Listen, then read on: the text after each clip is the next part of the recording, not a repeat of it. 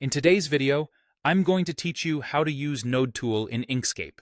First, launch Inkscape on your desktop. Once it opens, either create a new blank document if you want to start fresh, or open an existing file you'd like to refine. With a document ready, we'll focus on the Node tool, which is the key to shaping and polishing vector artwork. While the selection tool moves or scales entire objects, the Node tool changes the underlying path that defines those objects. You'll find it on the left toolbar, and you can press the N key to activate it quickly. With the Node tool active, click an object on your canvas. You'll see small squares appear along its outline. These are nodes. They mark the points where the path changes direction or curvature. If you don't immediately see many nodes, that simply means the path is relatively simple. If you see more, the path has more detail. To reshape the object, click a node and drag it. As you move a node, the path updates in real time, so you can sculpt the silhouette precisely. This is great for tightening corners, straightening edges, or nudging a curve into alignment. If you're making fine adjustments, zoom in so you can place nodes exactly where you want them.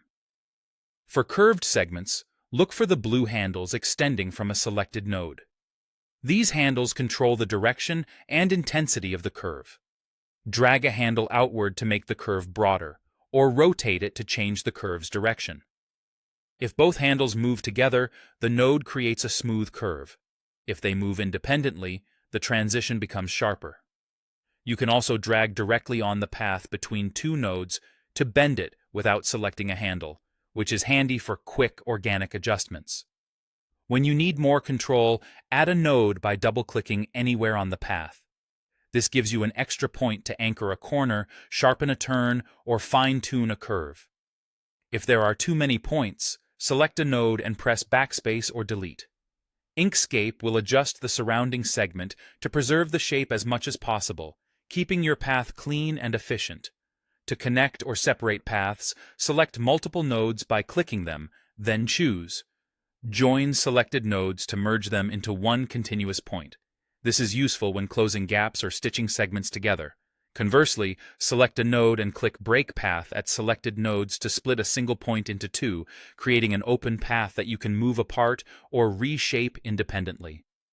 That's the core of the Node tool. Select, move, curve, add, delete, join, and break. Practice these actions, and you'll be able to sculpt vector shapes with precision and confidence.